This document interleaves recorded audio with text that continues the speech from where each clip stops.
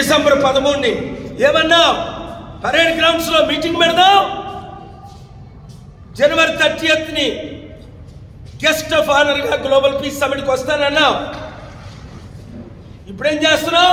ఆ కేటీఆర్ కి ప్రార్థించి కేటీఆర్ గెలవాలని ప్రార్థన చేసిన ఆ సతీష్ కుమార్ నా శిష్యుడే 100,000 కోట్లు దోచుకున్నాడు. ఆయన మీటింగ్ వెళ్ళావు. ఒక చర్చికి వెళ్తే ఎలాగా? 5,000 చర్చిలు ఉన్నాయా విశాఖపట్నంలో? 12,000 చర్చిలు ఉన్నాయా హైదరాబాద్ లో? 38,000 చర్చిలు ఉన్నాయా తెలంగాణలో? ఒక చర్చలనా నీ కోటేశారు? రేవంత్ రెడ్డి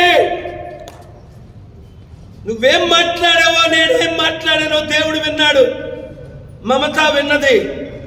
డిసెంబర్ 18, 13 ఏమన్నా గుర్తించుకో. మరోసారి గుర్తు చేస్తున్నాను, జనవరి 30 గ్లోబల్ పీస్ సమిట్ కి నేనేం చీఫ్ గెస్ట్ సారని నువ్వే నాకు బొకే ఇచ్చావే, నువ్వే నాకు దండిచ్చావే. మీ స్టాఫ్ అంతా ఫోటోలు తీసుకున్నారే. ఈరోజు మమత కాల్ చేస్తే ఆడొద్దన్నాడా ఈడొద్దన్నాడా? కనీసం రాజశేఖర రెడ్డి 5 సంవత్సరాలైనా ముఖ్యమంత్రి అయి ఉన్నాడు. నువ్వు 5 నెలలు ఉండవు. ఇచ్చిన మాట తప్పావంటే వార్నింగ్ ఫ్రమ్ గాడ్ ఆల్మైటీ తీసుకో. నువ్వు 1% చెయ్యవు రాజశేఖర రెడ్డికి.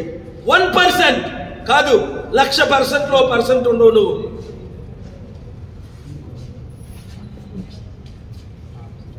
మంచి చేద్దాం. నువ్వు ఇచ్చిన 6 వాగ్దానాలు గ్యారంటీలు నేను చేస్తానని మాట ఇచ్చా. ఎందుకు? నువ్వు సమిట్ పెడతానన్నావు, గెస్ట్ ఆఫ్ ఆనర్